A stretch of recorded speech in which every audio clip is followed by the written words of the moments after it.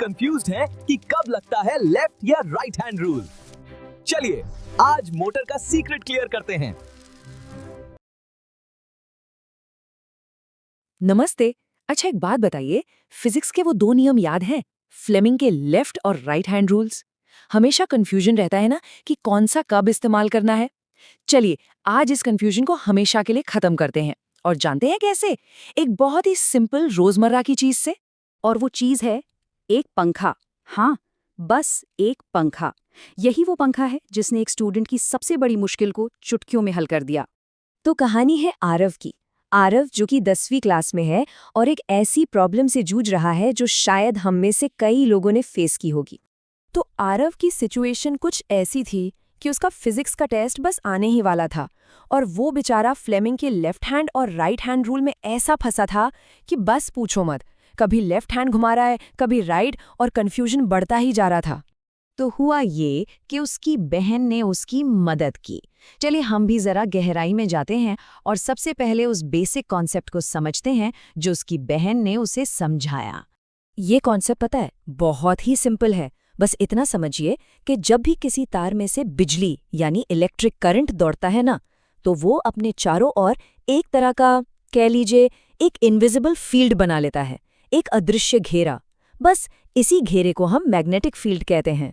तो अब अगला सवाल दिमाग में क्या आता है? यही ना, कि अगर हम बिजली वाले तार को एक चुंबक के पास रख दें तो क्या होगा?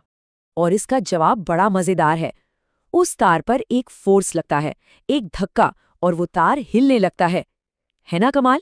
और यही वो छोटा सा जादू है जिसके दम पर हमारे घरों में पंखे, मिक्सर, वॉशिंग मशीन, मतलब हर इलेक्ट्रिक मोटर चलती है। ठीक है, तार हिलेगा ये तो समझ आ गया, पर किस तरफ हिलेगा? आगे, पीछे, ऊपर, नीचे? बस इसी सवाल का जवाब देता है फ्लेमिंग का पहला नियम, यानी लेफ्ट हैंड रूल। चलिए अपना बायां हाथ उठाइए। बहुत आसान है। आपकी जो पहली उंगली है यानी तर्जनी, इंडेक्स फिंगर, वो हमेशा मैग्नेटिक फील्ड की दिशा बताएगी। ठीक है, अब बीच वाली उंगली यानी मिडिल फिंगर, ये बताएगी करंट की दिशा। तो जब फील्ड और करंट की दिशा पता हो तो आपका अंगूठा, आपका थंब, अपने आप उस दिशा में चला जाएगा जहां फोर्स लगेगा, यानी मोशन या थ्रस्ट की दिशा। तो देखा कितना सिंपल है? फील्ड की दिशा प्लस करंट की दिशा और आपको मिल गई मोशन की दिशा।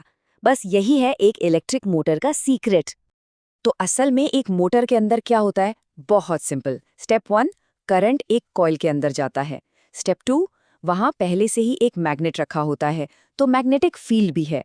स्टेप 3, जैसे ही करंट और फील्ड मिले, फ्लेमिंग का लेफ्ट हैंड रूल एक्टिवेट हो जाता है और एक फोर्स बनता है, और नतीजा, कॉइल घूमने लगती है। बस मोटर चल पड़ी। और ये कोई किताबी थ्योरी नहीं है, यही वो टेक्नोलॉजी है जो हमारे चारों तरफ है।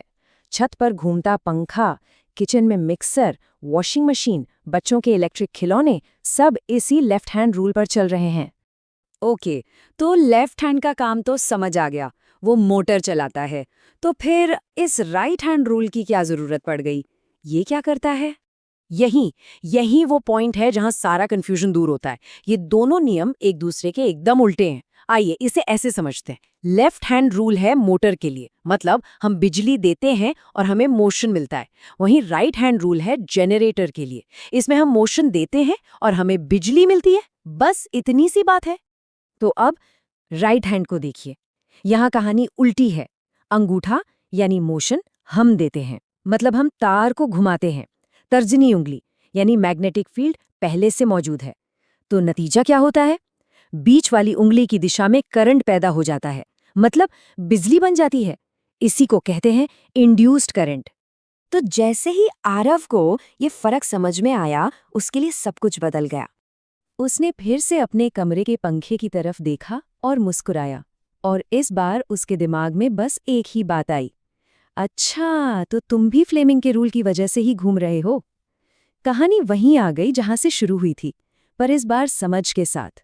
कहने की जरूरत नहीं कि अगले दिन जब टेस्ट में इससे जुड़ा सवाल आया तो आरव ने पूरे कॉन्फिडेंस के साथ उसका जवाब दिया। डर की जगह अब कॉन्फिडेंस ने ले ली थी। तो इस पूरी कहानी से हमें क्या बातें याद रखनी है? सबसे पहली और ज़रूरी बात, फिजिक्स रटने की नहीं समझने की चीज़ है। दूसरी बात, लेफ्ट हैंड यानी motor, electricity in, motion out, और राइट हैंड यानी generator, motion in, electricity out. और सबसे बड़ी बात, जब कोई कॉन्सेप्ट क्लियर हो जाता है ना, तो उसका डर भी खत्म हो जाता है।